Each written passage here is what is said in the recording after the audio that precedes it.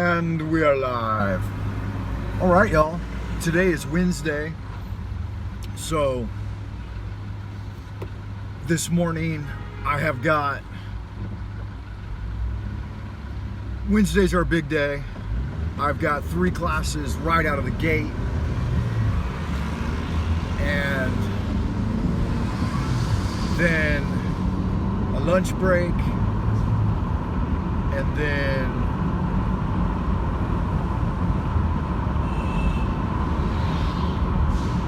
I think only 2 classes in the afternoon.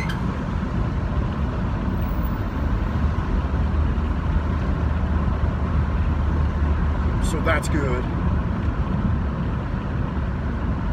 I hope you are doing well this morning. Is there anybody out there in Happy Land? I saw someone tuning in earlier for part 1 and part 2. Maybe someone's going to tune in for part 3.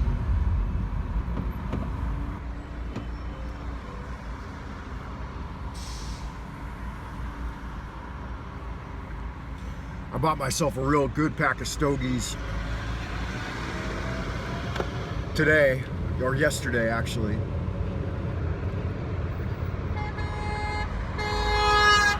Whoa.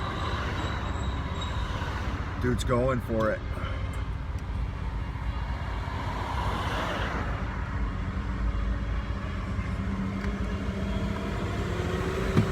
Have a little tea.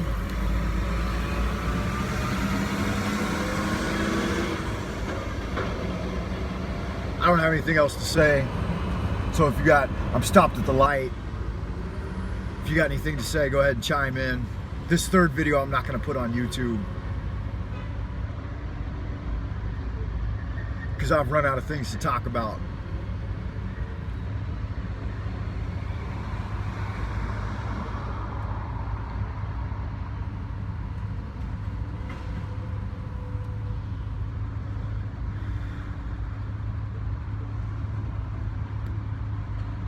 I was listening to Steiner this morning. Rudolf Steiner. Angels be with you. Thank you. I appreciate that. Angels be with you as well. How are you doing? I saw your message the other day. You look good in your picture. I would imagine that Natasha's back with you guys now. Thank you. I appreciate that. God keep you safe as well. And angels be with you. Has Natasha made it back to Tennessee? How is she integrating?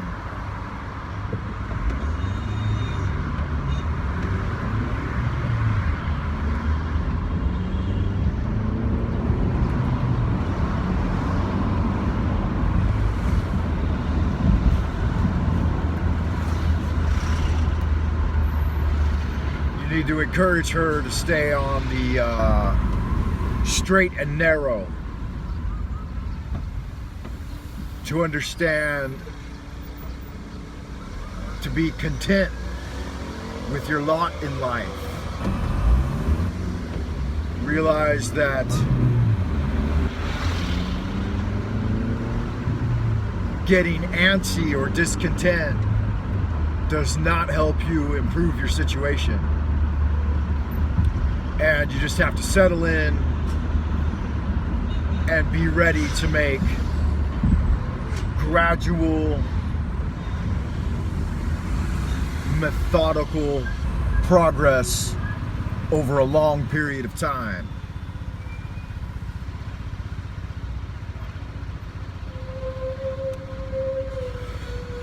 The human condition isn't one that can be changed in a hurry. And the best way to do it is not to get yourself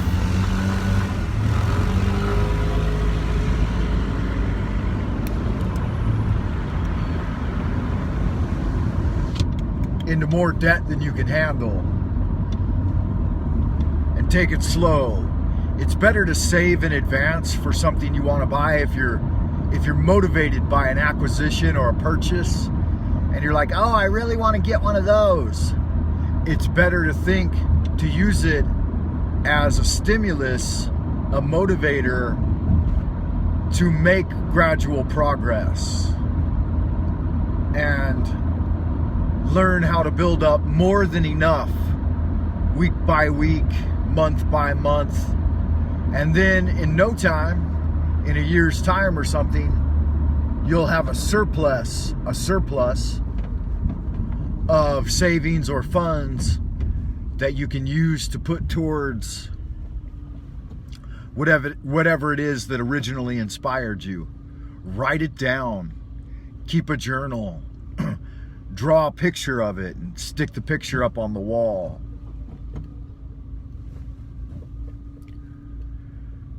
That's an inclination that my son naturally has. He always puts more than enough away for the future. My daughter is the exact opposite. She wants to use up and consume more than she has immediately. So I don't think that that's a quality or skill that can necessarily be taught. It harkens back to the Arab who had a prize falcon, a hunting falcon, and that falcon gave birth to 2 eggs or whatever, and 2 baby falcons were born. And one of the falcons was a natural hunter. He took it out into the field and it just naturally went out and grabbed the prey. And the other falcon wouldn't hunt to save its life. And he said that's just the nature of the beast. You either have it or you don't. He said that the falcon that doesn't hunt can never be taught to hunt. And the one that's a natural hunter, with some refinement and training, will become an even better hunter. So with that said, that means that you're going to need to find whatever your natural inclinations are and strengthen those, rather than worrying too much about what you're not good at. So if you're not good at something, you can practice it a little, but don't waste your time too much. You should always attempt week in and week out to build upon those skills which you're not very good at. But at the same time, you want to become an expert, a master of the things that you are good at, and focus on those.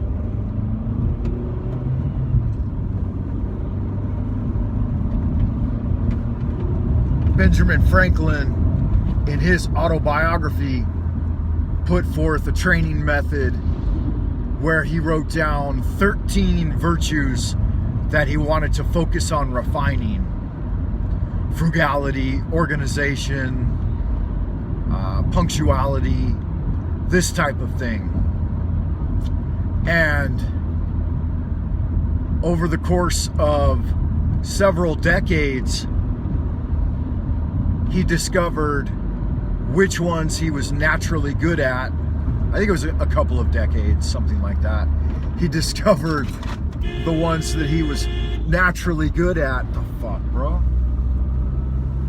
And there were a couple that no matter how hard he tried, he couldn't master.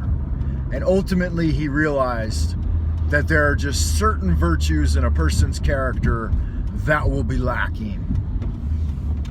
And it does not behoove or benefit you to spend a lifetime of effort on a skill that you're never going to be good at.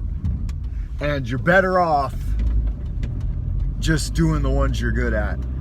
Another analogy of this, an example of this, was a coach that trained Olympic ping pong players. And all the ping pong players he trained ended up winning gold medals. I think this was back in the 80s. He was a Chinese guy, of course. But I believe he was training American ping pong players.